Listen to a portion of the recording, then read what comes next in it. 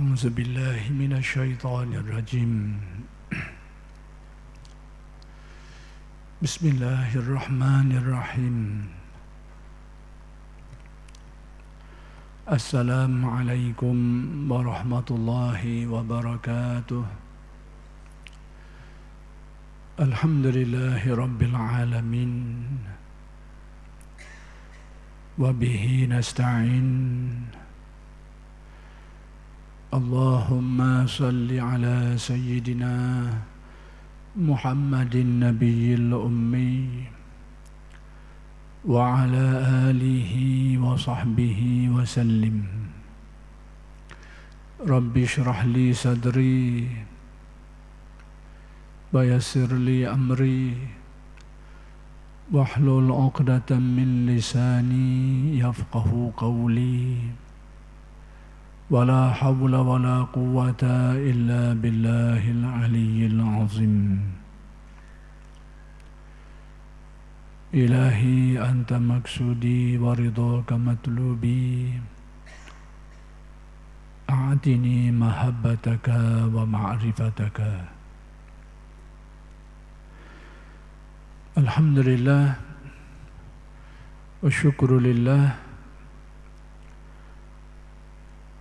Kita bersyukur kehadirat Allah Subhanahu wa Ta'ala yang telah mencipta kita, memanjangkan umur kita dan mengurniakan kepada kita nikmat-nikmatnya yang sangat banyak zahir dan batin. Mudah-mudahan segala nikmat-nikmat yang dikurniakan itu sentiasa dikurniakan kepada kita dan dijadikan kita orang yang bersyukur. Mudah-mudahan dengan berkat syukur Allah Subhanahu wa Ta'ala bukan saja mengekalkan nikmat yang sedia ada itu, malah ditambah lagi dengan nikmat-nikmatnya yang lain. Kuliah Masjid Abidin pada malam ini ingin meneruskan huraian kalam hikmat Syekh Ahmad Ibn Athaillah Al-Iskandari radhiyallahu anhu. Kalam hikmat yang ingin disambung huraiannya ialah kalam hikmat yang ke-234,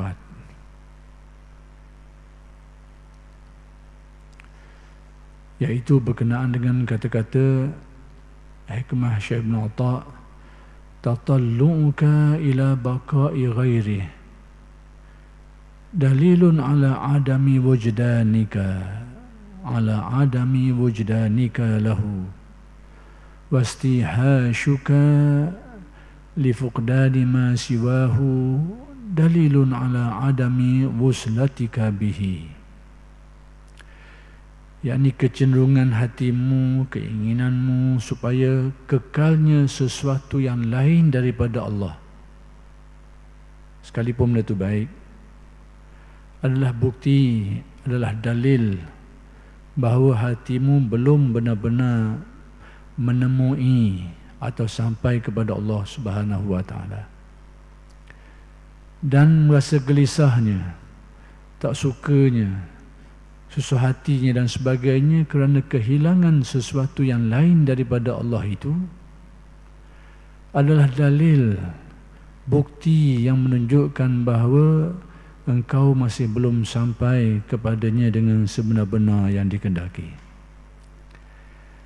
Jadi kalam hikmat Syekh Ibn Atha yang ke-234 ni, Syekh nak beritahu tentang hal-hal yang berlaku berkait dengan usaha manusia untuk mendekatkan dirinya kepada Allah, ataupun yang diistilahkan oleh ulama tasawuf sebagai sampai kepada Allah. Jadi seperti yang telah dijelaskan pada kuliah-kuliah yang lalu, yang dikehendaki dengan sampai kepada Allah ini, dia adalah merupakan satu istilah yang digunakan oleh ulama tasawuf, dan dia bukan seperti yang kita faham dengan makna sampai dari satu tempat ke satu tempat yang tertentu, yakni melibatkan tempat, melibatkan jarak, bukan makna itu. Jadi sampai yang digunakan istilah sampai dalam ilmu tasawuf ni bukan dengan makna itu. Apa saja makna yang melibatkan tempat, melibatkan jarak, itu bukan. Jadi kalau begitu, Apa maksud sampai ini? Iaitu sampai kepada keyakinan terhadap Allah. Daripada ilmu yakin menjadi ainul yakin, menjadi hakul yakin. Sampai kepada apa yang disebut sebagai peningkatan tahap-tahap kefahaman dan keyakinan terhadap Allah dan makna-makna yang seumpama dengannya. Jadi banyaklah dari segi huraiannya. Cuma saya nak jelaskan bahawa maksud sampai tu dengan mana tu?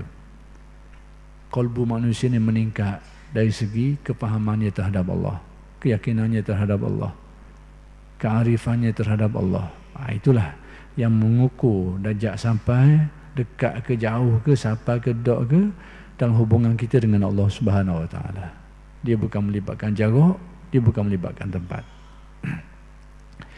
Jadi sekarang Syekh Ibn Atta nak beritahu, oleh kerana masalah siapa tak siapa ni dia merupakan urusan dalaman.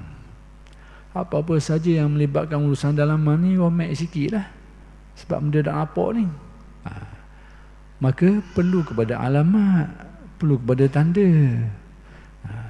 Lebih-lebih lagi wujudnya ramai orang yang mendakwa, yang mengaku itu dan ini.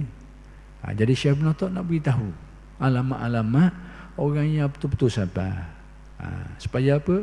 Supaya paling tidak menjadi pedoman kepada kita, supaya kita ni tidak mendakwa yang bukan-bukan, supaya kita tak merasa kita lah orangnya dan sebagainya. Supaya kita kenal diri kita lah, itu hal utamanya. Yang keduanya, supaya mudah-mudahan menjadi halangan lah kepada orang hak bahaya mengaku ni, mengaku dia lah itu ni. Tengok alamat ni ada tak tanda ni, tanda ni. Jadi untuk diri kita sendiri supaya kita kenal, satu hal dah. Untuk orang supaya jangan mudah-mudah orang mengaku. Bila ada orang mengaku ni, kita boleh ukur lah lu, betul ke tak pengakuan dia tu. Jadi kalau orang ni tahu, tak mudah lagi nak mengaku lebih-lebih kurang. Itu antara tujuannya lah. Jadi bila masalah siapa tak siapa ni, masalah kelakuan qalbu kita, dalaman manusia. Dan benda tu bila sebut dalaman kok, benda tu romek lah. Sebab benda dalaman ni bukan saja sesuatu yang bersifat kerohanian ni, sesuatu yang bersifat zahir pun payah dah kalau melibatkan benda dalam-dalam. Penyakit kita ni kalau kudih mudah nampak. Kalau panas ke, paruk ke, kudih ke, luka ke, nampak lalu. Tapi kalau nyakit-nyakit dalam ni, jenis tak ada apa nampak ni. Hanya kita cang dengan tanda-tanda darah tinggi ke, kecil manis ke, tak nampak depan mata ni. Tu romek sikit. Ataupun barah duduk dalam tu, romek lagi. Orang sedar bila teruk pun baru sedar, ada juga. Kadang-kadang bila dah meninggal baru tahu penyakitnya, kadang-kadang boleh jadi belaka. Kenapa? Kerana hak dalam ni memang romek selalu. Maka demikian juga hal-hal yang berkaitan dengan isu-isu yang dibahaskan oleh ulama tasawuf ni, yang melibatkan hal-hal dalam manusia ni, benda tu lebih romek lagi lah. Maka Syekh Ibn Atta nak beritahu alamat-alamat dia, supaya menjadi pedoman kepada kita ni, dan juga supaya tak mudahlah orang mengaku lebih-lebih kurang. Baik. Jadi seperti yang saya kata tadi tu, nak beritahu dulu masalah kedudukan manusia ni. Hak kata siapa ni boleh katakan orang yang mencapai satu kedudukan yang kita boleh sebut sebagai sangat dekat dengan Allah lah. Dan kedudukan orang siapa ni pun berbeza-beza. Macam kita kot lah bandingannya. Siapa ke Kuala Terengganu. Kuala Terengganu ni luas lagi. Siapa masuk kawasan dia tu, lepas dah Bukit Payung, Kuala Terengganu dah orang panggil. Tapi padahal dia baru pinggir bandar baru. Siapa ke Bekas Pelang, siapa kot dah tu. Tapi tak sampai besar bandar lagi. Maka demikian juga istilah siapa dan tasawuf ni. Dia banyak marhalah dia, banyak tingkatan dia. Jadi Syekh Ibn Atta nak beritahu orang yang dikatakan hak siapa sungguh ni, dekat sungguh dengan Allah Ta'ala ni, apa tanda dia, apa alamat dia. Sini Syekh kata, antara tanda bahawa seseorang tu belum benar-benar dekat dalam pencapaian dia tu, maksudnya siapa dia tu tak betul-betul siapa ke tempat yang dikehendaki. Mungkin siapa separuh tu, siapa lah separuh, tapi tak siapa ke tempat yang betul-betul dikehendaki tu. Baik, antara tandanya dia kata, iaitu ada timbul keinginan hati seseorang tu. Keinginan hati, kecenderungan hati, kemauan hati, supaya keinginan hati supaya sesuatu yang lain daripada Allah Ta'ala tu supaya kekal berterusan, tak hilang. Sekalipun benda tu benda molek, benda baik. Contohnya macam mana? Sudah kita bahaskan sebelum ini berkenaan dengan warid. Warid ni adalah hasil daripada amalan-amalan yang dibuat oleh seseorang. Ibadah-ibadah, amalan-amalan yang dibuat dengan tekun, dengan ikhlas, dengan istiqamah, dengan ada panduan guru-gurunya lagi. Walidnya kalau dia beramal ni, melaksanakan agama dengan pedoman-pedoman ni, dia akan dengan kurnia Allah, dia akan dapat warid, natijah dia, hasil dia. Banyaklah jenis-jenis warid ni. Antaranya diberi kerenang, rasa rengang nak buat ibadah, rasa lazat ketika kita berzikir, berbuat ibadah kepada Allah. Yang sebelum tu kita tak rasa gitu. Kadang-kadang rasa khusyuk dalam ibadah ni. Kadang-kadang diberikan kefahaman yang mendalam, yang sebelum tu dia rasa tak nak faham gitu. Tiba-tiba jadi mudah faham. Mendalam pula faham dia tu. Yang mungkin sebelum ni dia tak pernah merasai dapat faham seperti itu. Kadang-kadang. Dan banyak lagi lah betul-betul yang lain waridat ni. Jadi benda tu bukan benda tak molek, benda molek. Allah Ta'ala beri kita khusyuk, menyebabkan kita rasa ibadah kita rasa lazat. Allah Ta'ala beri kepada keyakinan sehingga kepayahan, kesusahan jadi ringan pada kita. Diberi keyakinan, diberi kefahaman. Hak payah-payah yang sebelum ni kita tak nak ada, kita mungkin gelisah, mungkin kita putus asa, sekarang dah. Sebab apa? Diberi keyakinan, diberi kefahaman. Masa-masa yang berat-berat pun jadi ringan, tidak mempengaruhi lagi. Itu antara kesan-kesan waridat.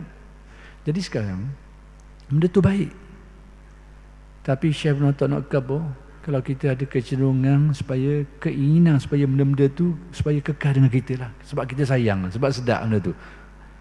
Itu alamat kata Syekh, tak sampai ke pusat lagi. Kalau bandar kau tak sampai ke tengah bandar lagi. Mungkin baru sampai ke Pelang baru. Ataupun sampai ke Payung, tak sampai tengah bandar lagi. Ni masuk dah kawasan dia tu. Jangan tidak masuk lagi ni. Ni bukan duduk Kuala Berang ni. Ni duduk bandar dah ni. Cuma tak sampai tengah bandar lagi bandingannya begitu. Itulah kata. Bila kita ada keinginan supaya apa yang dikurniakan itu supaya sebab kita rasa suka benda tu, dengannya lah kita rasa berharga, kita rasa kebahagiaan, keyakinan. Itu benda bagus. Dengan khusyuknya hati kita dapat merasai itu. Tapi kita sayang benda tu supaya jangan hilang. Bila ada tu alamat bahawa seseorang tu tak sampai ke pusat dia lagi, tak sampai tengah molek lagi. Maksudnya dia dah sampai lah sebahagiannya, tapi tak sampai kepada, kalau bandar kau pusat bandar, tak sampai ke tengah-tengah molek lagi. Dalam masalah makrifat kau, dia belum mencapai hakikat sampai dia tu. Mungkin sampai pada sebahagian tertentu saja. Itu maksudnya. Jadi bagi orang-orang yang ada keinginan untuk lebih maju, dia kena fahamlah benda-benda macam ni. Dia kena faham bahawa kadang-kadang ada juga kita rasa macam sesetengah orang mengalami pengalaman tadi tu, keasyikan dia beribadah, tiba-tiba sampai satu masa kadang-kadang dia hilang sementara.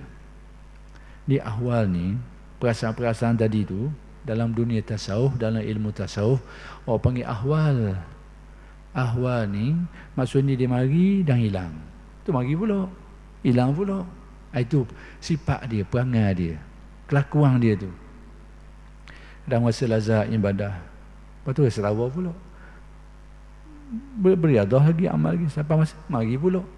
Kadang-kadang lama, sebulan rasa kemanisan tu, 2 bulan, kadang-kadang sekejap je, 2 hari je, 2 hari, lepas tu hilang. Kadang-kadang lama, kadang setahun dia rasa dia hilang. Itu memang tabi'i dia, sifat dia. Mungkin ada orang tanya, mari mana benda-benda gini ni, mari mana benda-benda gini ni. Ulama tasawuf kalau dia cakap tak kosong, ada tempat pijak dia, ada tempat sandaran dia, ada dalil dia. Kita kena faham. Sebagaimana ulama-ulama fiqh Bila mereka ni beri fatwa hukum dan kitab-kitab mereka tu, sekalipun dok kabur ayat ni, dalil tu, dalil ni, tapi orang yang mahir tentang ilmu tu, ilmu fiqh ni, dia tahulah ayat mana. Cuma dalam kitab fiqh kita ngaji dok sebutlah dalil ayat ni, sebab kalau sebut dalil ni jadi panjang. Hak kita nak mengajar, kita nak belajar, nak ambil wuduk, sepatutnya kita boleh faham dalam masa sehari je, setahun dok faham lagi. Kita tengok dalil-dalil ni. Jadi ulama memperekahkan benda tu, maka tidak disebut dari dalil ni, dia buang dari dalil Quran hadis ni, tapi dia ambil buah saja supaya kesenang kita mengaji. Belajar dalam 5 minit, dalam setengah jam tahu dah, bukan setengah jam, 10 minit je tahu dah cara nak ambil wuduk. Tu tujuan. Maka tasawuf pun macam tu juga. Kitab-kitab mereka ni, mereka sebut buah-buah dia tu, tapi buah-buah mereka sebut tu adalah pokok dia tu, ada dalil dia, ada hujah-hujah dia. Cuma tak sebut tu panjang. Kalau sebut pun sebut sikit-sikit je. Nak kabarnya dalil. Jadi kalau kih macam saya kata tadi tu, adanya ahwal, adanya satu perasaan, dan perasaan ni datang dan pergi. Bagaimana kadang-kadang ada kau jenis nakal tanya nak tahu mana mereka ke mana ni. Baik, saya nak beritahu benda ni berlaku di zaman Nabi lagi, bukan zaman-zaman kemudian ni, zaman Nabi pun berlaku. Antara dalil yang berkait dengan benda ni ialah kisah Hanzalah Al-Usayyidi. Hanzalah Al-Usayyidi ni dia mari jumpa dengan Sayyidina Abu Bakar. Dia mengadu. Nafaqah Hanzalah, dia kata. Diri dia lah, Hanzalah lah, sahabat Nabi ni. Nafaqah Hanzalah. Hanzalah ni, yang ni aku ni munafik, dia kata. Dia rasa macam tu. Aku ni dah munafik, dia kata. Sayyidina Abu Bakar bila dengar gitu, kejut lah, macam mana orang sahabat Nabi yang rapat dengan Nabi ni, merupakan sahabat-sahabat Nabi yang dikenali ni, orang yang kira sahabat besar lah, tiba-tiba dia rasa dia munafik. Apa benda hal ni? Apa benda ceritanya? Dia pun cerita sebab apa dia rasa gitu. Dia kata, ketika kami berada depan Nabi, masuk dekat dengan Nabi, dalam majlis Nabi, apa-apa yang Nabi beritahu tu sangat terasa keyakinannya tu, sehingga digambarkan kana ra'yal ain, seperti tengok depan mata. Hak Nabi khabar tu tentang alam gaib, tentang perkara-perkara dah nampak depan mata tu, tapi jeliranya, yakinnya seolah benda tu duduk depan mata. Macam tu.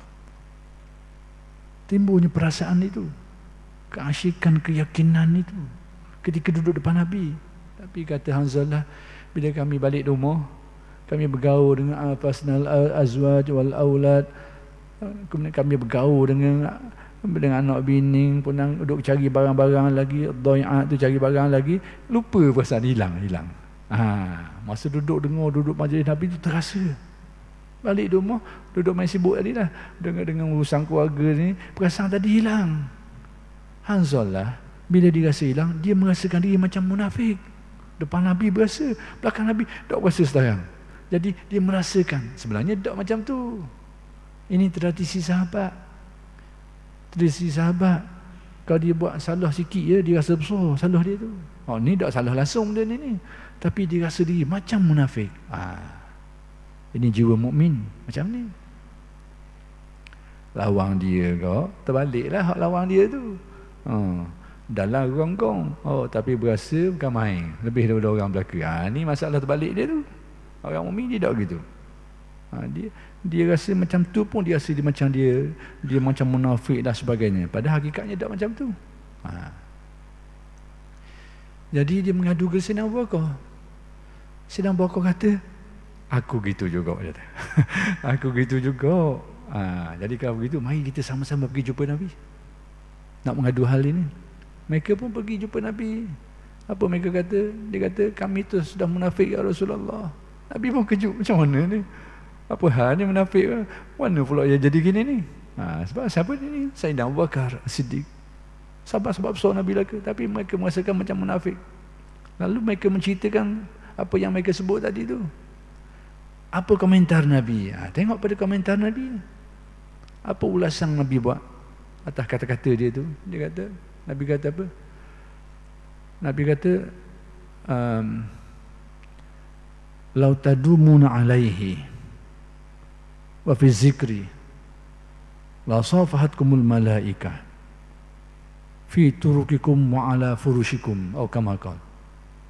Sekiranya kata Nabi, keadaan yang mu'alami tadi tu ketika menduduk sama dengan aku dalam majlis aku tu, kata Nabi, keadaan yang perasaan yang mu'alami tadi itu berterusan, dan hatimu juga terus berzikir, ingatnya kepada Allah tu berterusan juga. Keadaan yang kau alami tadi pun berterusan juga, hatimu zikirnya, ingatan terhadap Allah pun berterusan juga. Sekiranya ini berterusan, kata Nabi, la safahatkumul malaikah, malaikat akan bersalang denganmu, ala furushikum, di tempat-tempat pembaringanmu, tempat-tempat tidurmu tu, wa fi turukikum wa ala furushikum, di jalan-jalan yang kamu lalu tu, malaikat akan beri salam denganmu.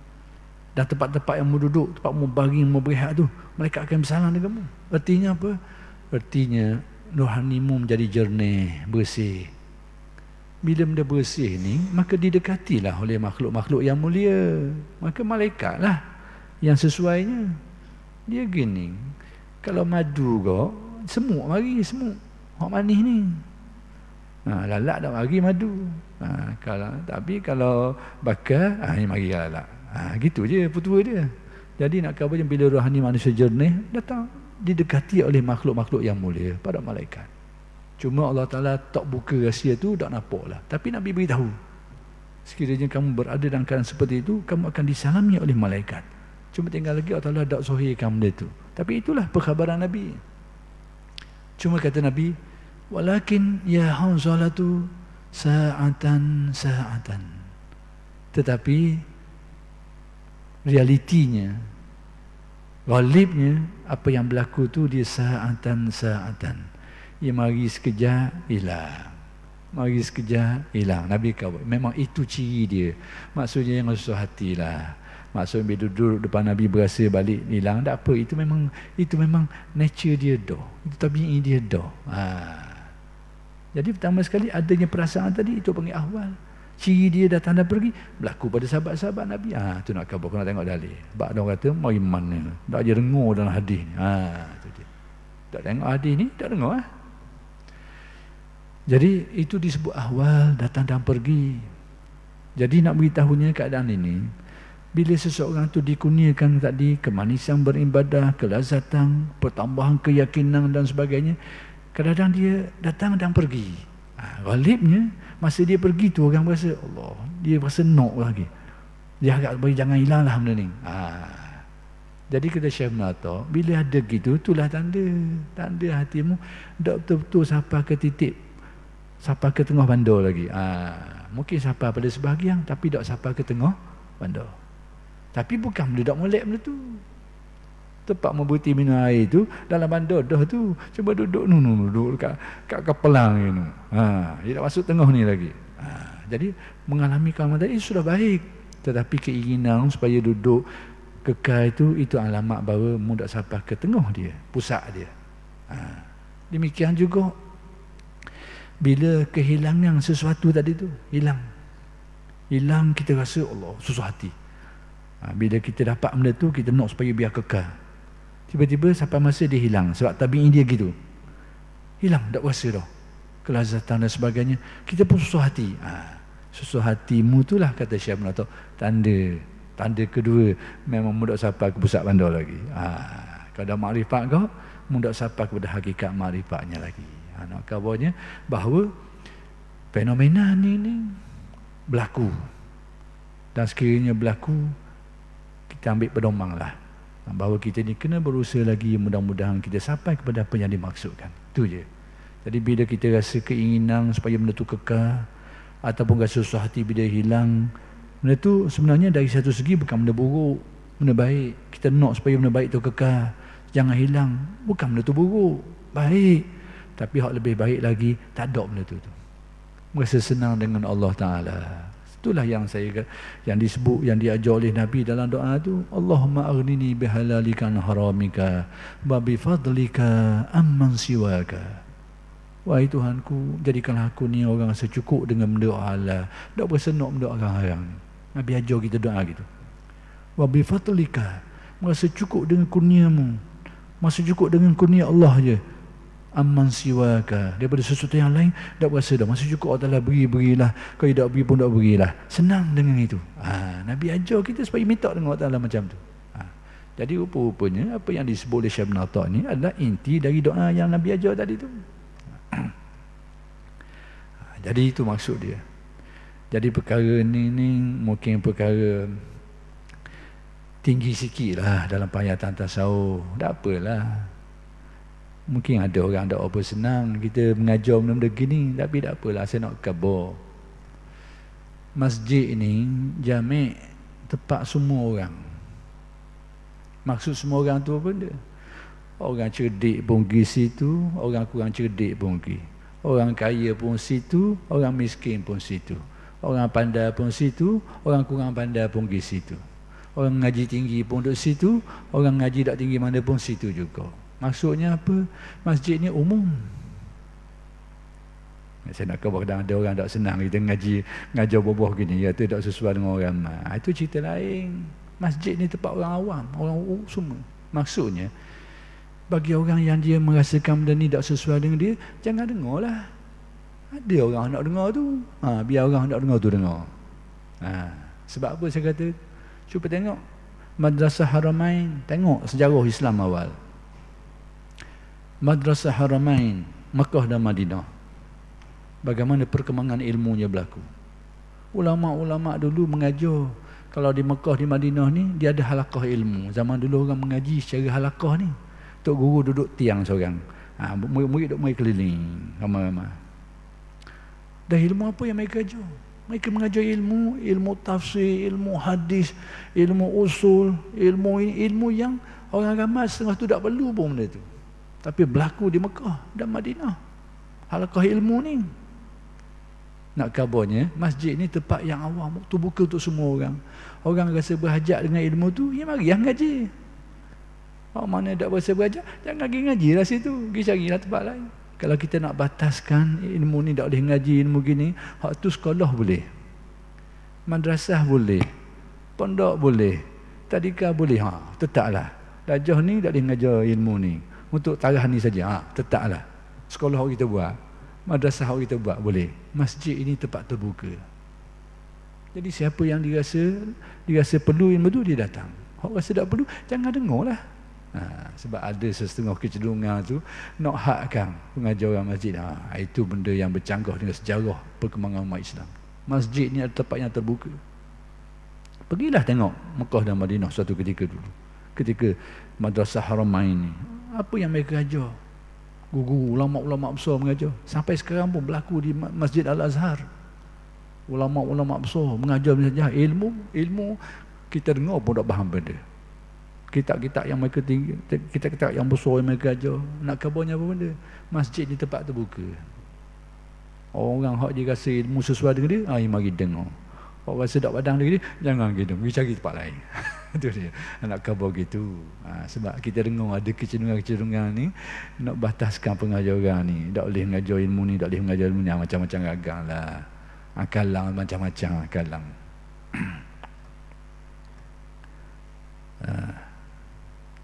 Rumah kita tak apa nak buat begitu. Pondok kita tak apa nak buat begitu. Sebab itu hak kita bebas. Orang kelas ni tak boleh mengajar ilmu. Tak apa. Tapi masjid itu bukan gayanya.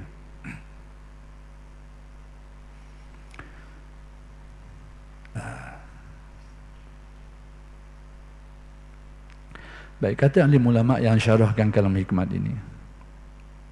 Jadi kita mungkin kalau tak sampai sini pun paling tidak faham, jadi dah dapat faham, dapat pedoman. Mana kan tahu akan datang Allah Ta'ala beri ruangan untuk kita memahami lebih mendalam.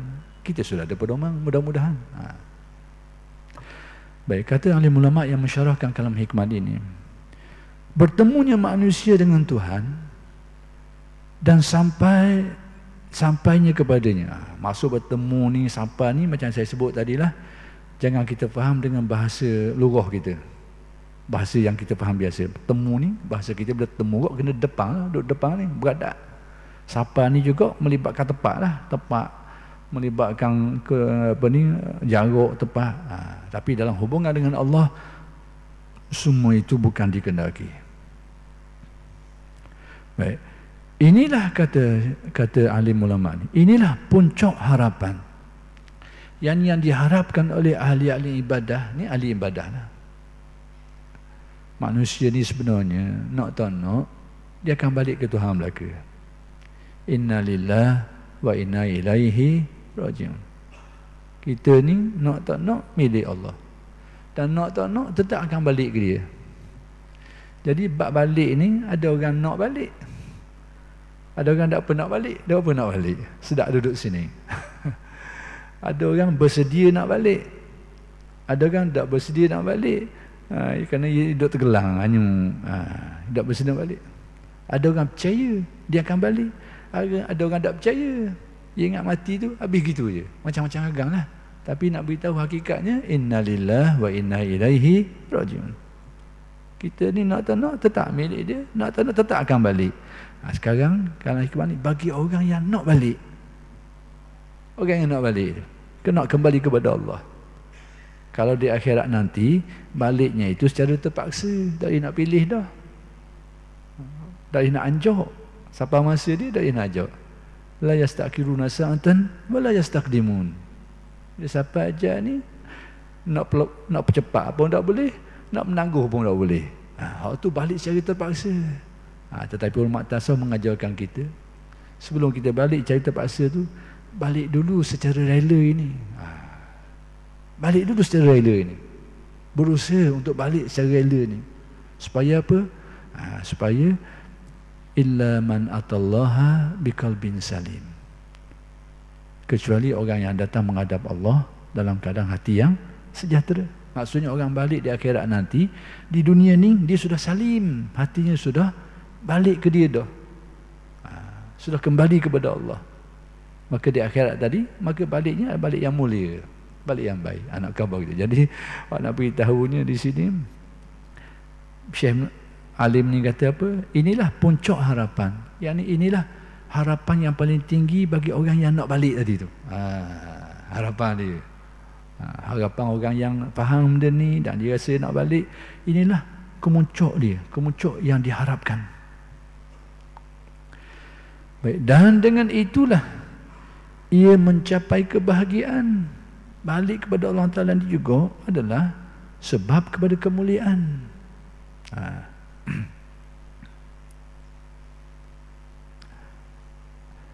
Dan dengan itulah ia mencapai kebahagiaan dan kerajaan yang besar. Yani orang yang kembali kepada Allah di dunia ini, itu menjadi sebab kemuliaan. Dan orang yang kembali kepada Allah di dunia ini, itu juga menjadi sebab dikurniakan kerajaan yang besar. Apa benda kerajaan yang besar? Antaranya kerajaan besar ni, masuk kerajaan besar ni bukan jadi presiden, bukan jadi menteri besar. Tu dah besar mana tu? Nama je besar. Hak besar ni mana ni? Hak besar ni. Besar ke mana ni? Antaranya yang Nabi sebut dalam hadis berkenaan dengan hadis ni panjang, berkait dengan isu yang sama, taqarrub. Yani seseorang hamba tu dia berusaha nak balik kepada Allah. Dengan mana nak dekatkan diri dia kepada Allah. Sampai satu peringkat Nabi kata dia akan mengalami dalam hadis yang bahasanya saya tak nak ulas sekarang, kuntu samahu fa iza ahbabtuhu kuntu samahu lazi yasma'u bihi. Bila aku kasih kepada seorang hamba-Ku, akulah yang menjadi pendengaran dia dan sebagainya. Tak apalah, tu kita tak jelas lagi. Ujung-ujung tu Nabi kata apa? Wala in ista'adzani la'u'izannahu. Orang ni kalau diminta dengan aku akan perkenankan dia. Sekiranya wala in ista'adzani la'u'izannahu. Kalau dia minta perlindungan dengan aku akan jaga dia. Itulah antara makna-makna kerajaan yang besar. Maksudnya kalau dia minta, Allah Ta'ala perkenankan. Kalau dia minta berlindung, Allah Ta'ala jaga dia. Semua orang kah ada kelebihan seumpama ini? Tidak. Hanya kepada orang-orang yang Allah Ta'ala kurniakan ni lah. Itu nak khabar. Itu salah satu bentuk kerajaan yang besar. Adapun yang kita bayangkan hari ini, kerajaan-kerajaan yang besar hari ini, banyak benda yang nak tak boleh. Ni orang yang pejabat besar-besar ni, Ingat ayah nak boleh belaka. Belambok ayah nak dah boleh. Dah besar pun nak gitu. Nak kabarnya. Jadi kalau saya nak kabar, kerajaan yang sebenar-benar besar bila Allah Ta'ala kurniakan ini. Wala ini ista'azani la'u'izannahu. Bila dia minta berlindung dengan aku akan jaga. Sekiranya dia minta dengan aku akan beri. Wala ini ista'azani la'u'izannahu. Kalau dia minta berlindung dengan aku akan jaga dia. Itu dia. Inilah kerajaan yang besar. Kehendak dia ditunaikan Allah. Ajak dia ditunaikan Allah. Bagi orang-orang yang itulah yang dikatakan kerajaan yang besar. Maka orang yang antara yang dikurniakan kerajaan yang besar ni, orang yang berusaha nak kembali kepada Allah Subhanahu Wa Taala. Bahkan dengan itu ia akan lupa dan terhibur segala sesuatu, akan lupa dan tidak terhibur. Perkataan tidak saya rasa tercicir di sini. Dia akan lupa dan tidak terhibur dengan segala sesuatu selain Allah. Artinya orang yang sampai ke darjah tu hatinya hanya gembira dengan Allah Subhanahu Wa Taala, tidak bergembira dengan lain. Kalau orang tamsil lah kau, ulama-ulama tasawuf dulu buat bandingan dengan raja. Orang yang duduk dalam balik raja ni dah endah dah. Apa ni, tamang-tamang, kebun-kebun, tukang kebun tidak cara dah benda tu. Kenapa? Kerana dia sudah galik ketika duduk dekat dengan raja. Maka demikian juga orang yang sampai ke darjah ni hatinya gembira dengan Allah Subhanahu Wa Taala. Dia tak gembira dengan benda-benda lain. Dengan benda tu, dengan ni, kita masuk istana yang canggih sungguh lah. Terpegung juga tengok pokok tu dengan ni, dengan macam-macam gambar-gambar indah-indah tu. Kita galik kat situ. Tapi orang yang duduk dekat dengan raja, dia tak endah benda-benda ni. Maka demikian juga tamsilang kepada orang yang dikurniakan Allah darjat ni, maka begitu jugalah. Dia galik dengan Allah Subhanahu Wa Taala, dia tak endah dah benda-benda lain. Kurnia-kurnia lain tak kisah dah. Itulah yang dikatakan hakikat orang yang sampai kepada Allah Subhanahu Wa Taala. Jadi kalau ada orang nak mengaku dia siapa ni, tak mudah lah ni. Tengok. Kerana kenyataan hidup dia boleh tengok. Dalam keadaan susah dia guana, dalam keadaan senang dia guana. Nampak ni. Jadi kalau orang faham dan ini, tidak akan berani mengaku budak-budak. Dan orang nak mengaku pula, kalau tahu buah ni, tidak berani mengaku budak-budak. Nanti pecah temelang saja. Pecah temelang saja je.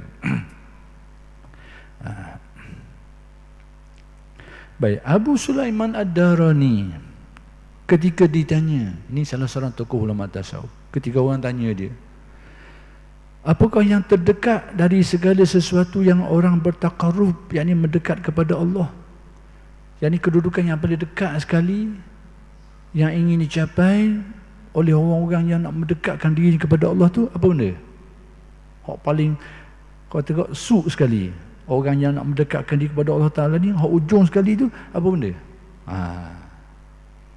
Jawab Abu Sulaiman Ad-Darani, supaya Allah mengetahui bahawa di dalam hatimu tidak ada sesuatu yang diinginkan kecuali Allah. Itu yang nak akhir sekali. Bahawa di dalam hati dia itu tidak ada pergantungan, pautan, keinginan, kegembiraan, kesukaan kecuali dengan Allah. Itulah hak ujung sekali yang ingin dicapai oleh orang yang nak mendekatkan diri kepada Allah. Gembira hatinya dengan Allah.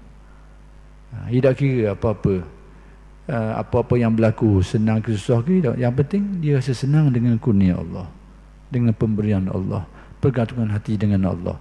Kalau siapa hati gitu tu, itu alamat lah tu. Alamat orang ni memang ia siapa sungguh. Sebenarnya apa yang disebut tu baik, baik di dunia maupun di akhirat. Maksudnya urusan dunia pun, hal-hal keduniaan pun, ataupun hal-hal keakhiratan, tidak kisah. Yang penting hatinya itu sentiasa berhubung, berpaut dengan Allah. Ia senang dengan tu. Sama ada syurga ke kalau di akhirat, atau atas dunia ni dengan pemberian tu ke, pemberian ni ke, keramat tu, keramat ni, tidak kisah. Yang penting hatinya dapat berpaut bulat hanya kepada Allah. Itulah kemuncak yang nak dicapai oleh orang yang nak mendekatkan diri kepada Allah. Sebenarnya kalau kita tengok pada Al-Quran, itulah isyarat yang dapat difaham daripada firman Allah, Qulillah summa zarhum. Katalah Allah, summa zarhum, tinggalkan semua itu, buang semua itu. Jadi apa yang Syekh Ibn Atta' sebut ni, sebenarnya itulah ayat yang mengisyaratkan. Qulillah, katalah Allah, yang isikan di dalam kalbunya hanya pautan hatimu kepada Allah, kearifan hatimu hanya terhadap Allah Subhanahu wa taala, tawajuh tumpuan hatimu hanya kepada Allah. Penuhkan itu. Summa zarhum, lupakan yang lain. Sama ada urusan duniawiyah ke ataupun urusan ukhrawiyah ke. Itu inti perjalanan orang yang nak mendekatkan diri kepada Allah Subhanahu wa taala. Secara mudahnya, pelangkasanya gitulah. Jadi ayat tadi itu qulillah, katalah Allah, summa zarhum, lupakan mereka. Orang yang mengaji ilmu tarekat, inilah ayat yang menjadi dalil kepada zikir khafi, iaitu hanya menyebut nama Allah. Qulillah. Ada orang kata tak boleh. Orang dia kata ayat tergantung Allah. Dah benda Allah, ayat tergantung. Masalah tergantung tu, kalau kita cakap dengan orang memang ada faham dah. Ada subjek saja, muftadak saja, tak ada predikat. Kalau kita cakap dengan orang memang ada faham. Masalah sekarang bukan cakap dengan orang, ini masalah zikir. Kena tanya orang berzikir itulah dia faham ke tak. Ayat ni asalnya macam ni. Ayat ni nak kabarnya, tak apalah, saya swing ke lain sikit malam ni dah, lagi ke babak lain ke. Ayat ini dijadikan salah satu dalil oleh ulama-ulama tasawuf dalam keharusan berzikir dengan hanya sebut nama Allah. Allah, Allah, Allah. Pada setengah orang benda tu mereka kata tak boleh. Terutamanya sahabat-sahabat kita dari kalangan Salafi Wahabi, dia kata zikir ni zikir bid'ah, tak boleh. Tapi syarat siapa dah. Tak dah nak kelarang panjang nanti. Nanti insya-Allah pada kuliah-kuliah yang akan datang saya akan sambung huraian ini insya-Allah. Aqulu qawli hadza wa astaghfirullahal azim li wa lakum. Assalamualaikum warahmatullahi wabarakatuh.